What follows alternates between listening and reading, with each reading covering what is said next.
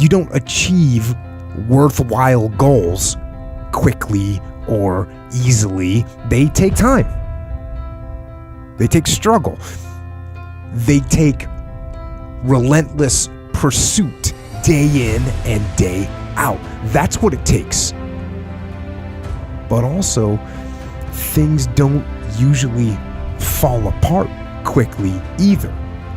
At least at first, it's a slow process. A little slip here, a little setback over there, a little wearing down of discipline and will over time. So that's the thing. Success and failure are generally slow processes, either slowly building things up or gradually tearing them down. And that's why I say you've got to pay attention.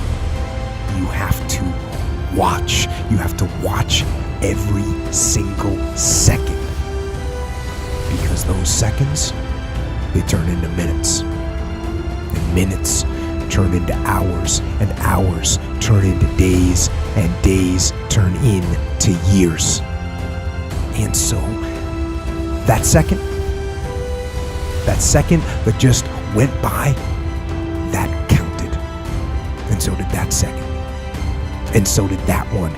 And in those precious seconds, you were either building or you were decaying. You were either gaining ground or you were losing ground in that second. And in every second. Every second counts. So make every second count. Well, you should be afraid of taking risks and pursuing something meaningful. But you should be more afraid of staying where you are if it's making you miserable. It's like the first thing you want to do is dispense with the idea that you get to have any permanent security outside of your ability to contend and adapt. It's the same issue with children.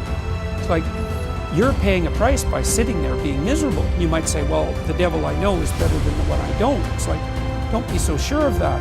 The clock is ticking. Yeah. And if you're miserable in your job now and you change nothing, in 5 years you'll be much more miserable and you'll be a lot older. It's a luxury to pursue what makes you happy. It's a moral obligation to pursue what you find meaningful. And that doesn't mean it's easy. You know, if you take people, and I've told you this, and you expose them voluntarily to things that they are avoiding and are afraid of, you know, that they know they need to overcome in order to meet their goals, their self-defined goals. If you can teach people to stand up in the face of the things they're afraid of, they get stronger. And you don't know what the upper limits to that are, because you might ask yourself, like, if for 10 years, if you didn't avoid doing what you knew you needed to do, by your own definitions, right, within the value structure that you've created, to the degree that you've done that, what would you be like? Well, you know, there are remarkable people who come into the world from time to time, and there are people who do find out over decades-long periods what they could be like if they were who they were, if they spoke their being forward. And they get stronger and stronger and stronger, and we don't know the limits to that. We do not know the limits to that. I wish I had not waited 14 years. Somebody said if you want to lose something, lose money. You can get that back. 8 out of 10 millionaires have been financially bankrupt. Walt Disney filed bankruptcy 7 times and had 2 nervous breakdowns.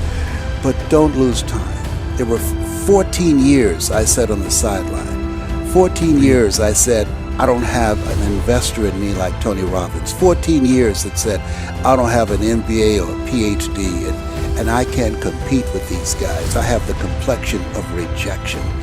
14 years I silenced myself. Wow. And so I regret that, because there are some people that maybe if they'd heard my voice, they would not have turned to drugs. If they'd heard my voice, their lives would have taken a different direction. And I can't get those 14 years back. That haunts me, and I think that drives me when I speak with such energy. I'm trying to make up for that time, but I